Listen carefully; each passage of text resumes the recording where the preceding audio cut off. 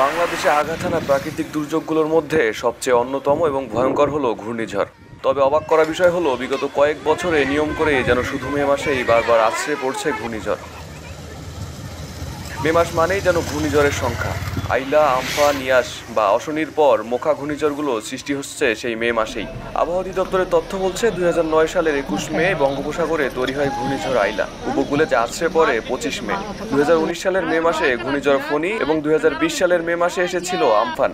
2021 সালের মে মাসের শেষের দিকে বঙ্গোপসাগরে উৎপন্ন হয় ঘূর্ণিঝড় ইয়াস। আর 2022 সালের 7 মে ধেয়ে এসেছিল অশনি। 2023 সালের 14 মে ঘূর্ণিঝড় মোখা আঘাত হানে বাংলাদেশে এবং সর্বশেষ 2024 সালে আঘাত হানল ঘূর্ণিঝড় রিমাল। তবে প্রশ্ন বারবার, কেন এই মে মাসেই তাণ্ডব চালায় ঘূর্ণিঝড়? এর নেপথ্যে কি কোনো ভৌগোলিক বা বিজ্ঞান ভিত্তিক ব্যাখ্যা রয়েছে? এর কারণ হিসাবে আবহাওয়াবিদরা বলছেন প্রাক বর্ষার মৌসুমে এপ্রিল এবং মে মাসে ঘূর্ণিঝড়ের উপযুক্ত সময়। এর মধ্যে মে মাসে ঘূর্ণিঝড় সব থেকে বেশি হয়। মে মাসে বঙ্গোপসাগরে ঘূর্ণিঝড় হওয়ার উপযুক্ত পরিবেশ থাকে। বেশ কয়েকটি কারণের উপর এই ঘূর্ণিঝড় নির্ভর করে। সমুদ্র পৃষ্ঠের তাপমাত্রার উপর ঘূর্ণিঝড় সৃষ্টি হওয়ার সম্ভাবনা নির্ভর করে। সাধারণত ন্যূনতম তাপমাত্রা 26 ডিগ্রি সেলসিয়াস থাকলেই তা ঘূর্ণিঝড়ের জন্য উপযুক্ত। বর্তমানে বঙ্গোপসাগরের তাপমাত্রা 30 ডিগ্রি সেলসিয়াস, ফলে ঘূর্ণিঝড় সৃষ্টির জন্য তা অনুকূলে রয়েছে। অন্যদিকে হাওয়া উপরের দিকে উঠতে থাকলেও ঘূর্ণিঝড় হওয়ার উপযুক্ত পরিবেশ তৈরি হয়। অনেক সময় দেখা গিয়েছে বঙ্গোপসাগরের উপরে এসে অনেক দুর্বল নিম্নচাপও ফের সজীব হয়ে উঠেছে। বিভিন্ন মহাসাগর থেকে কোনো ঘূর্ণাবর্ত বা নিম্নচাপ বঙ্গোপসাগরের উপরে পৌঁছে তা ঘূর্ণিঝড়ে পরিণত হয়েছে।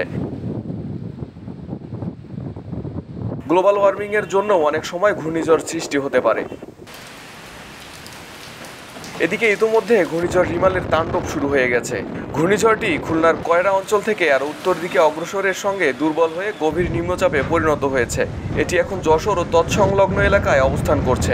আবহাওয়া অধিদপ্তর জানিয়েছে এটি আরও উত্তর পূর্ব দিকে অগ্রসর হয়ে ক্রমশ বৃষ্টিপাত ঝরিয়ে স্থল নিম্নচাপে পরিণত হবে। এ অবস্থায় পায়রা ও মোংলা সমুদ্র বন্দরকে 10 নম্বর মহাবিপদ সংকেত থেকে নামিয়ে 3 নম্বর স্থানীয় সংকেত দেখিয়ে যেতে বলা হয়েছে। এছাড়া কক্সবাজার ও চট্টগ্রাম সমুদ্র বন্দরকে 9 নম্বর মহাবিপদ সংকেত থেকে নামিয়ে 3 নম্বর স্থানীয় সংকেত দেখিয়ে যেতে বলা হয়েছে। সেই সঙ্গে উত্তর বঙ্গোপসাগরে অবস্থানরত মাছ ধরার নৌকা ও ট্রলারগুলোকে আগামীকাল মঙ্গলবার সকাল পর্যন্ত নিরাপদ আশ্রয়ে থাকতে এবং সাবধানে চলাচল করতে বলা হয়েছে। আরিফ হাসান, ঢাকা প্রকাশ।